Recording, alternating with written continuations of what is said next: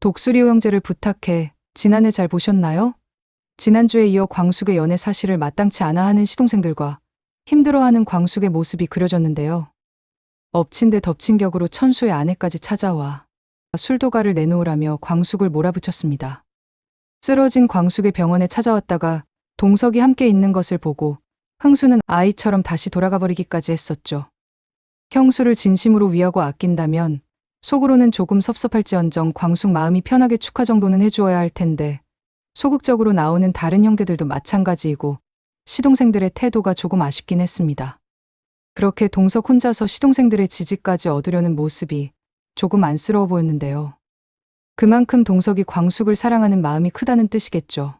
하지만 광숙에겐 남편의 형제들이어서 소중하겠지만 동석까지 시동생들의 마음을 얻어야 한다는 식의 설정은 조금 부자연스럽게 느껴졌습니다. 거기에 숙이고 들어오는 동석의 태도를 당연하게 여기는 듯한 시동생들.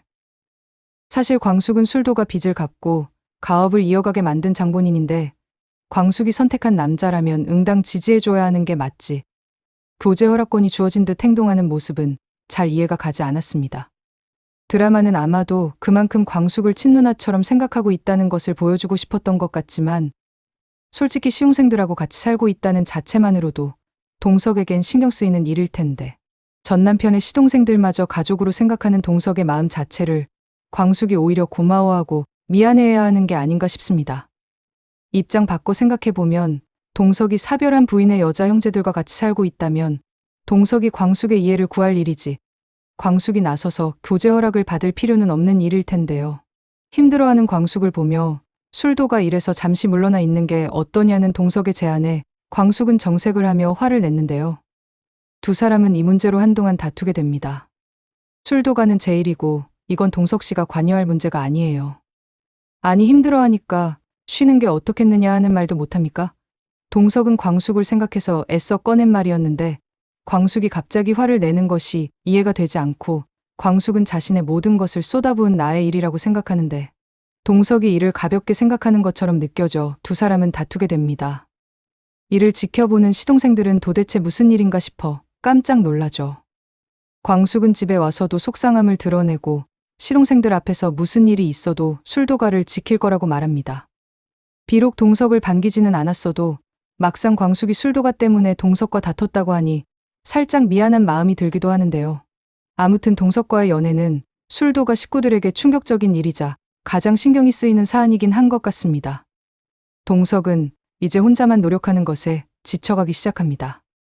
광숙에겐 술도가와 시동생들이 1순위이고 자신은 늘 뒤로 물러나 있다는 생각을 지우기가 힘들어진 동석은 급기야 광숙에게 묻습니다. 절 좋아하긴 합니까? 아니, 내가 싫다는 광숙 씨 억지로 만나자고 하는 겁니까? 그게 무슨 말이에요, 동석 씨.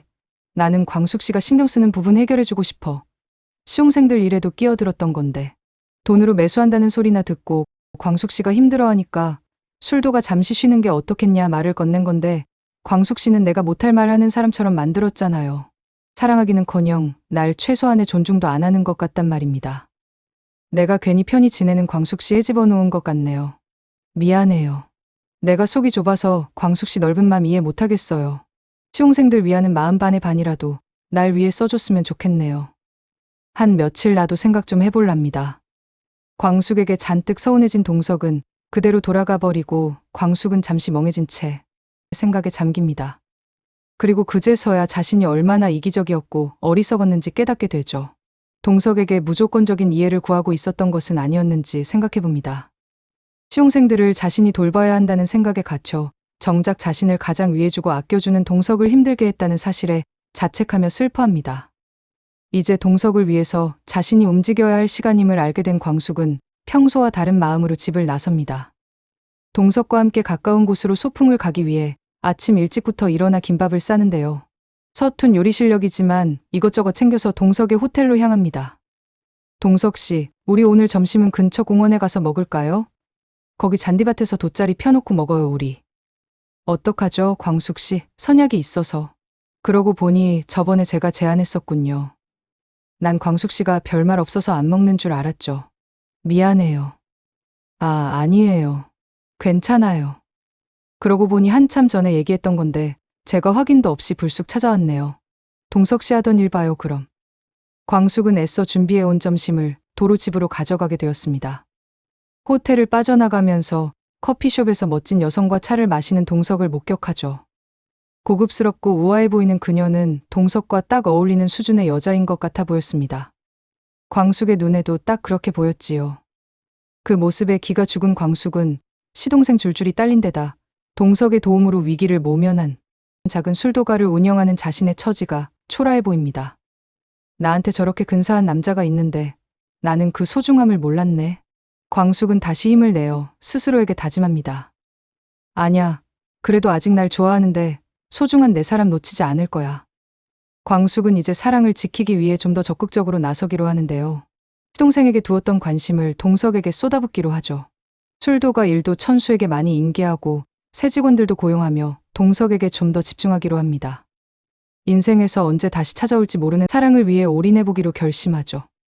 과연 뒤늦게 깨닫게 된 광숙의 마음을 동석이 알아봐 줄까요? 독수리 호응제를 부탁해. 다음 이야기도 많이 기대해 주세요. 시청해 주셔서 감사합니다.